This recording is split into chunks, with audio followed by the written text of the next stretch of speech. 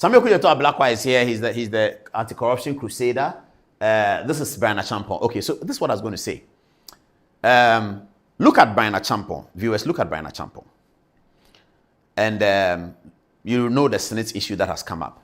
Fair enough. So it's an issue that we need to discuss. Yes.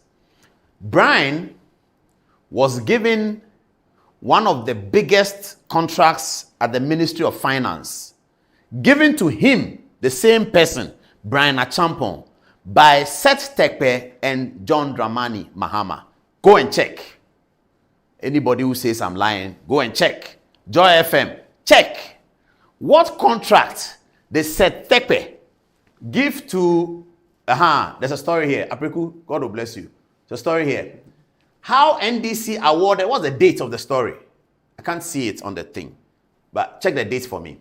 How NDC awarded juicy multi-million payroll software contract to Bryan Acheampong under Mahama. Bryan Acheampong, the same Bryan Acheampong.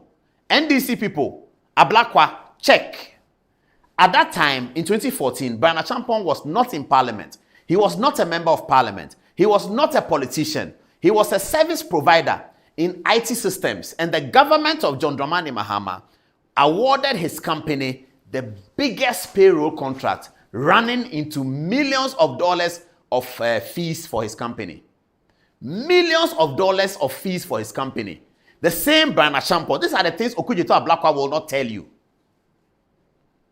My junior brother Okujeto Ablakwa. These are the things he will not tell you because he's trying to paint a picture of a scandal.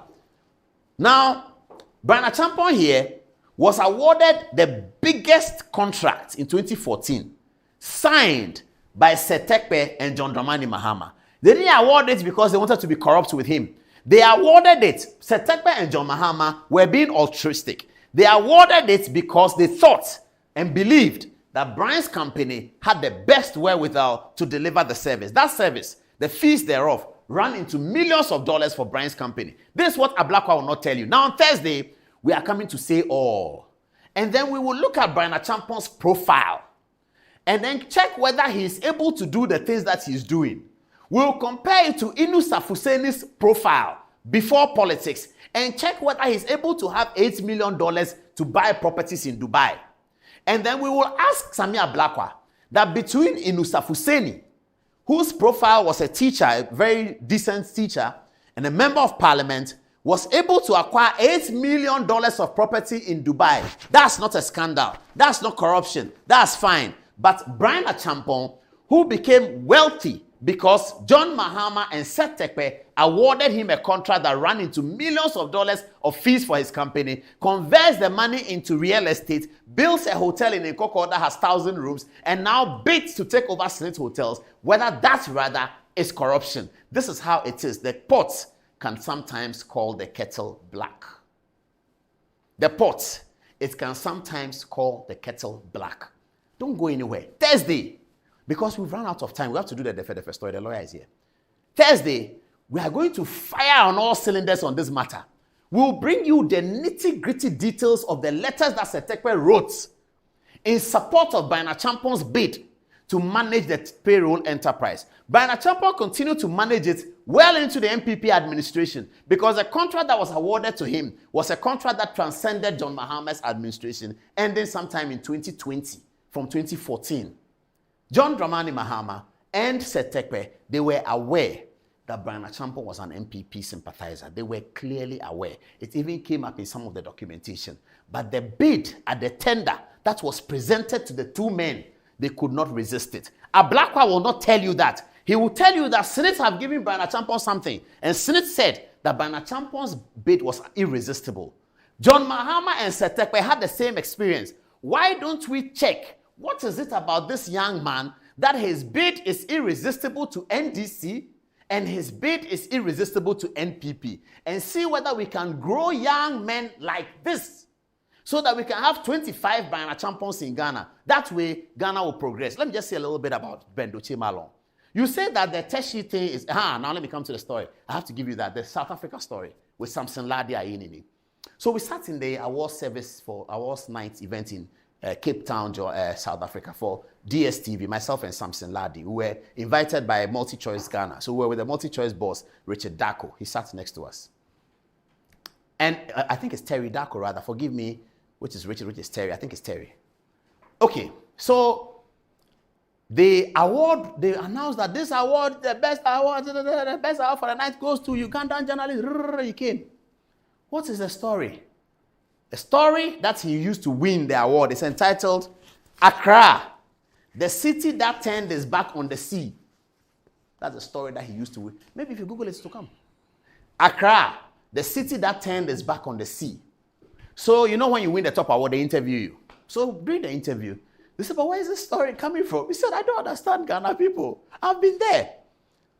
Anytime Ghanaians want to build a hotel, they take it from along the coast. They have a beautiful long coast stretching from the Volta region to the end of the western region.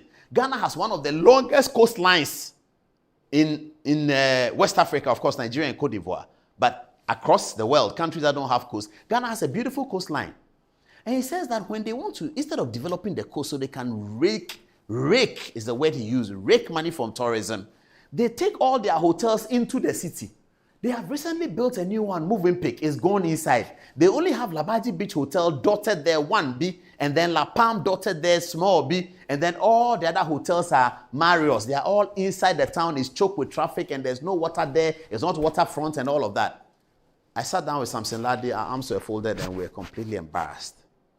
From that time, I started thinking, and I live on the coastline. Those of you live in Accra, you know where I live. So I drive there all the time, and I'm looking at it. And I'm looking at the military range. When I was a small boy, I used to look at my father's photographs when he was in military academy. And black and white photographs they were. And there was a swimming place there. It is tomorrow, if you are passing the check. You see the thing that they stand on and jump and swim? The structure is still there. The water is not there. I have photographs of my late father when he was in military academy in the 1960s, standing there and jumping as an officer cadet, training how to swim. The water is no longer there. The thing is still standing there. The military range has been there from 1950-something. This is the area I'm talking about. All the green thing there is just there. Bendoche Malon is unhappy that the military range has been given to somebody. The conversation I wanted us to have today is that when you go to London, where Bendoche Malon has lived, and New York, and you see the skyscrapers, do you say that our children should never grow to see a coastline of skyscrapers? Is that what the NDC people are telling us? That we should leave the sky? I'm not concerned about having a discussion on the land and who owns it. But is it that once any land is sold, it is wrong? State grabbing it. What kind of development is the political party offering to us? Our children should never grow up and see the kind of skyscrapers in Johannesburg. They should never grow up and see the kind of skyscrapers in New York, in Austria, in Paris, and in London. They should always travel to go and see it. They should only go to Dubai to see a coastline of skyscrapers. What is wrong with us? Is it always the problem about the person that somebody has made money? If somebody makes money, what is your problem about that? That Zoom Lion is too rich. What is the meaning of too rich? Today, the Lagos State has awarded Zoom Lion a contract. Go and tell Manasseh Azuri, who wanted Zoom Lion collapse in 2017. Go and tell him that today, the Lagos State government, they have offered Zoom Lion Lagos that he should work on it and clean it. How did they know? They saw his work in Ghana. Manasseh Azuri said that the Zoom Lion company should be closed so that he will be happy, and then he would have been happy. We fought hard that the Zoom Lion company will not be closed. Look at the progress of Zoom Lion globally since 2017. Go to the Scandinavian countries and listen to the story of Zoom Lion. We have developed a giant in Ghana. Recently, a company in Ghana was looking for money. No bank will give it to them because Ghana is an IMF. Zoom Lion's bank gave it to them because he's Ghanaian. Bryan Acheampong, if he has a bank tomorrow and a Ghanaian company wants money, he'll give it to them. What is this behavior that every time, I'm so disappointed with Bendoche Malon, terribly disappointed. And on Thursday, I'll tell you the conversation he had with me at Movenpick after he had been removed from the John Mahama Jubilee House by Standogwe. I'll tell you and tell him that I've announced that I will tell the general public the story he told me at Movenpick. After he had been thrown out by Standogwe, what he told me. How can you, because of politics, a senior journalist, proper journalist like that, you lived in London, you saw it, and then you say that military range has been given, and that's all he says. So MPP is bad, so vote against them. Military range should remain military range from the time my grandfather was in military till today. Our children shouldn't see skyscrapers on it. Look at Labadi Beach Hotel. Since it was built, Who works there? Is it not Ghanaians? All of us go there. Maybe you are in Kumasi, so you don't go there, but you go to Golden Tulip in Kumasi. What is this behavior? This is the behavior that I'm launching an attack against on Thursday. That Ghanaians should stop this behavior. That it is Bryan Acheampong is not the question.